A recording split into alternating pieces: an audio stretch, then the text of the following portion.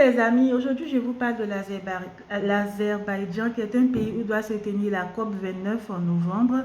C'est un pays dont les organisations internationales des droits de l'homme parlent régulièrement en matière des droits de l'homme. Ils accusent ce pays de ne pas respecter les droits de l'homme.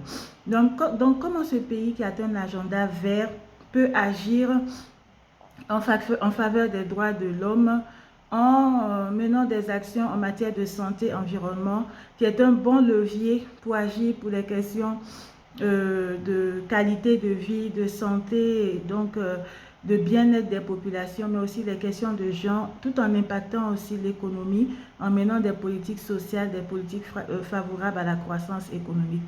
Il faut dire tout d'abord que c'est un pays dont la croissance économique a connu un boom spectaculaire grâce à la manne pétrolière, les hydrocarbures, mais en même temps c'est une fragilité pour ce pays en termes de développement durable, en termes d'intégration aux politiques en lien avec la gouvernance mondiale, qui sont en lien avec la décarbonation, qui sont en lien avec la transition écologique. Donc ce pays a décidé d'investir une partie des ressources issues de cette manne pétrolière là, des ressources gazières et tout, dans la production d'énergie renouvelable, dans la diversification aussi de son économie. Donc concrètement, comment ce pays peut agir pour améliorer son image en termes de droits de l'homme en menant des actions dans le domaine de la santé et de l'environnement, c'est dans le domaine de l'agriculture.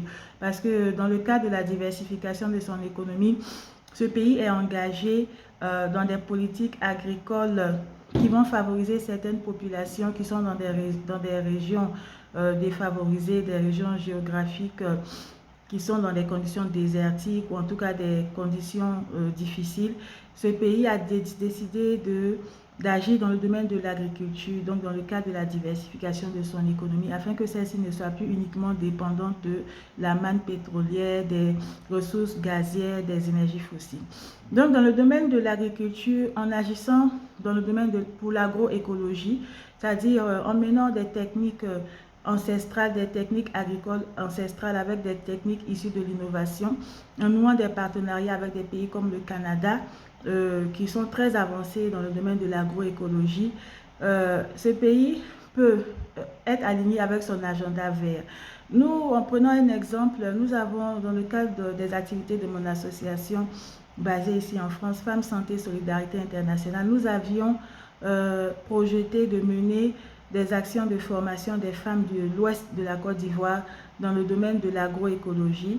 En partenariat avec un ingénieur agronome, on avait monté un projet comme ça, où on avait même échangé avec les femmes du centre-ouest de la Côte d'Ivoire, du village de Zégo, où on voulait les aider à développer les cultures vivrières. Le chef du village leur avait donné un hectare de terre et nous on cherchait des fonds, des financements.